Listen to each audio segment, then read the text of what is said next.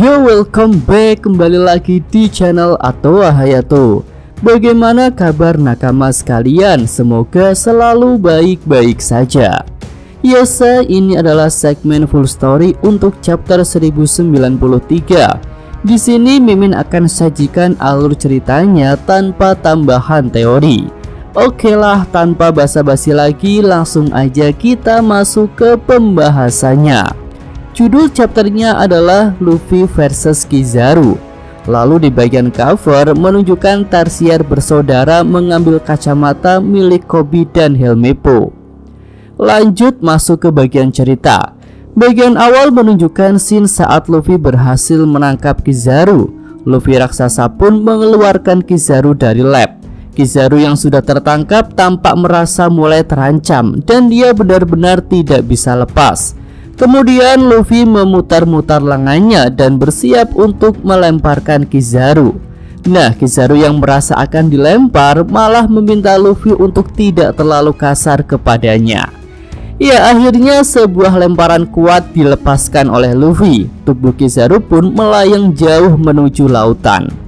Setelah Kizaru dilemparkan jauh, orang-orang yang ada di dalam lab bersiap untuk segera pergi. Atlas pun punya rencana untuk mengambil alih sistem kontrol pasifista agar bisa membantu mereka.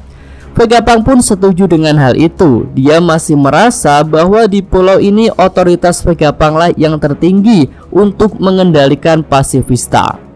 Lalu tiba-tiba Vegapunk melihat sesuatu di layar dan dia pun jadi memutuskan untuk ikut turun ke lab bawah. Nah, semua orang yang ada di sana tentu tak setuju karena hal itu akan mengancam nyawa Vegapunk. Selanjutnya Vegapunk menghubungi Franky dan menanyakan tentang keadaan Bonnie. Dengan sangat menyesal, Franky menyatakan bahwa Bonnie sudah ditendang oleh Kizaru, lalu menabrak penghalang Frontier Dome dan jatuh ke lab bawah. Vegapunk tampak sangat kecewa ketika mendengar bahwa Bonnie ditendang oleh Kizaru. Nah, di bangunan lantai 2, Sanji dan Jinbe tampak ikut berkomunikasi. Sanji menyatakan jika Vegapunk akan turun untuk menyelamatkan Bonnie, maka dirinya akan ikut pergi. Sementara Jinbe hanya melaporkan bahwa semua barang-barang yang akan dibawa oleh Vegapunk sudah siap, dan dia pun akan segera pergi ke bagian belakang pulau.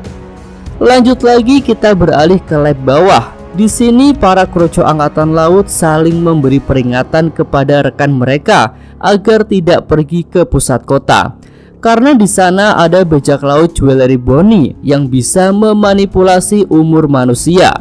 Ya, kita juga bisa melihat beberapa angkatan laut menjadi tua dan menjadi anak-anak.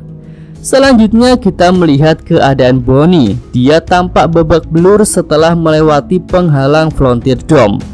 Bonnie memilih bersembunyi daripada bertarung melawan para angkatan laut. Ya, karena jumlah mereka memang sangat banyak dan juga membawa senjata api. Selanjutnya ada sedikit flashback saat Bonnie baru jatuh dari lab atas dengan keadaan terluka. Saat itu Bonnie tiba-tiba ditangkap oleh Sentomaru yang ternyata masih bisa bangkit walaupun tubuhnya penuh luka. Sentomaru pun meminta Bonnie untuk segera pergi karena para angkatan laut akan datang.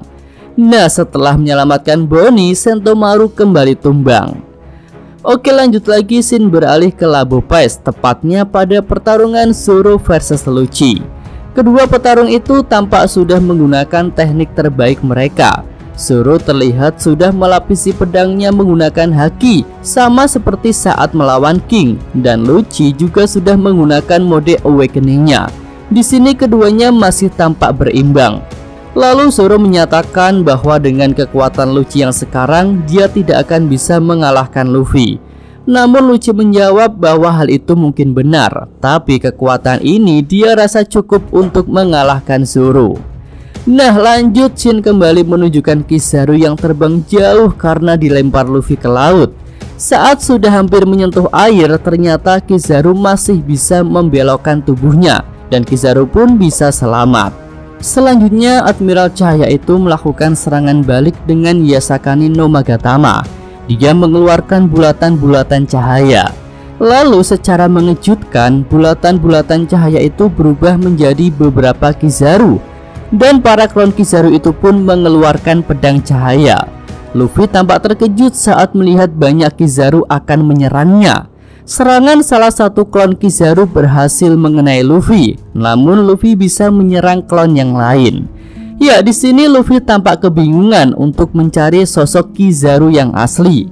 Namun saat para Kizaru itu berbaris membentuk sebuah pola, Luffy langsung memanfaatkannya untuk melakukan sebuah tendangan down stamp yang langsung mengenai semua Kizaru itu. Bahkan Luffy berharap dia bisa mengenai tubuh asli Kizaru dengan serangan itu. Namun kenyataannya tidak, Luffy malah terpancing dan merasa tertipu oleh Kizaru.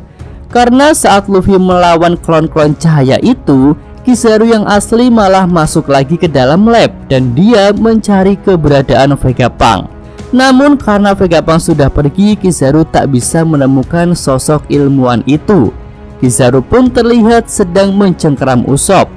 Nah, di sisi lain Vegapunk sedang berada di dalam Vega Tank bersama Atlas. Dia tampak sangat serius untuk segera menyelamatkan Bonnie. Bahkan Sanji yang akan ikut pun tidak diberi kesempatan untuk masuk ke dalam kendaraannya karena Vegapunk memang sangat buru-buru.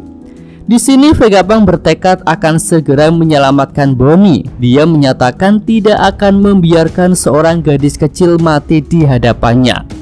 Namun tak lama kemudian keberadaan Vegapunk ditemukan oleh Kizaru. Admiral itu pun langsung bersiap untuk melakukan serangan. Beruntung Luffy sudah melihatnya. Dia pun segera bergerak untuk menerima serangan laser dari Kizaru. Nah, uniknya di sini Luffy tak menahan atau menangkis serangan itu. Dia malah menyerapnya dan memantulkan cahaya Kizaru ke segala arah. Luffy pun terlihat seperti lampu atau bahkan matahari yang memancarkan cahaya. Nah, selanjutnya rombongan Vegapunk, Atlas, dan Sanji sudah turun ke lab bawah. Pergerakan mereka langsung terpantau oleh Angkatan Laut. Lalu rencana Atlas dimulai. Dia memberikan perintah baru kepada para pasifista, dan perintahnya adalah hancurkan semua Angkatan Laut yang ada di pulau ini. Para pasifista pun terlihat sudah menerima perintah itu. Nah, di akhir chapter Gorosei Satoon tampak marah dengan situasi yang sedang berjalan ini. Oke, itu aja pembahasan untuk segmen full story chapter 1093 ini. Yosa, Mimin, atau Hayato, terima kasih. Ya, sampai di sini aja video kali ini. Semoga nakama sekalian menyukainya. Terima kasih sudah nonton ya. Jangan lupa like-nya dan subscribe channel atau Hayato. Yo!